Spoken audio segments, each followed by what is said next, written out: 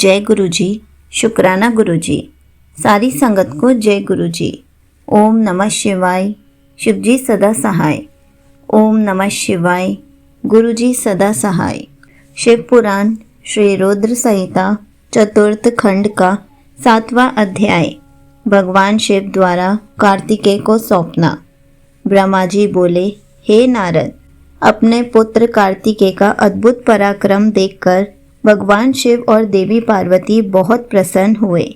तब सब देवताओं सहित श्री हरि विष्णु और देवराज इंद्र और मैं भी बहुत हर्षित हुए और भगवान शिव से बोले, हे देवादिदेव भगवान, आप तो सर्वेश्वर हैं, सर्वज्ञाता हैं।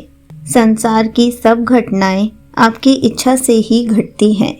आप तो जानते ही हैं कि ब्रह्मा जी द्वारा असुर राज तारक को दिए गए वर के अनुसार शिव पुत्र ही उसका वध करने में सक्षम होगा।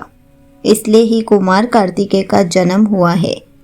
प्रभु, हम लोगों के कष्टों को दूर करके हमारे जीवन को सुखी करने के लिए आप अपने पुत्र कार्तिकेय को आज्ञा दीजिए कि वह तारकासुर का वध करे।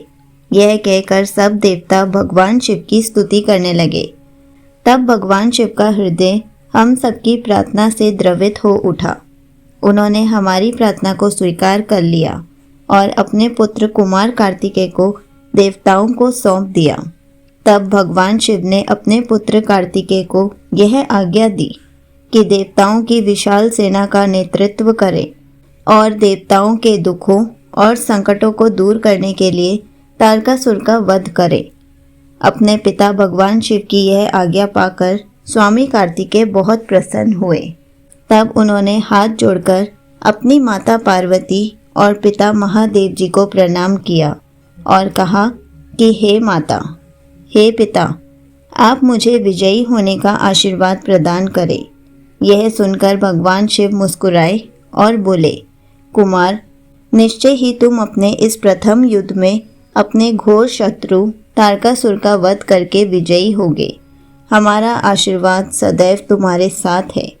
इधर देवी पार्वती के हृदय में अपने प्रिय पुत्र के युद्ध में जाने की बात सुनकर ही पीड़ा होने लगी। वात्सल्य के कारण उनकी आंखों में आंसू आ गए थे।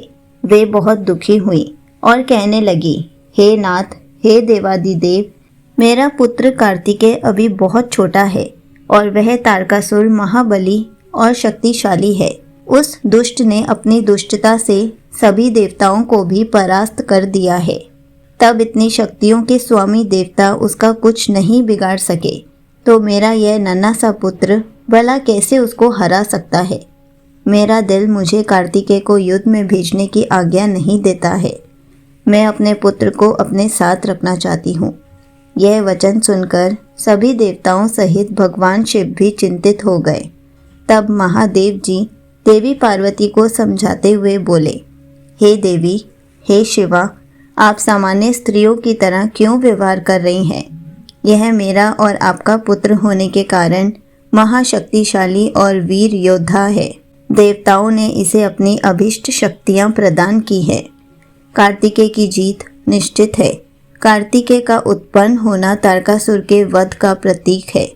आप व्यर्थ में चिंतित ना हो और अपने पुत्र को खुशी खुशी तारक के वध के लिए भेजें। भगवान शिव के ऐसे वचन सुनकर देवी पार्वती को बहुत संतोष हुआ और उन्होंने कार्तिकेय को युद्ध में जाने की आज्ञा दे दी। तब सब देवताओं का भय दूर हुआ और उनमें प्रसन्नता की लहर दौड़ गई। संगत जी, यहीं पर शिव पुराण श्री रुद्र संहिता चतुर्थ खंड का 7वां अध्याय समाप्त होता है।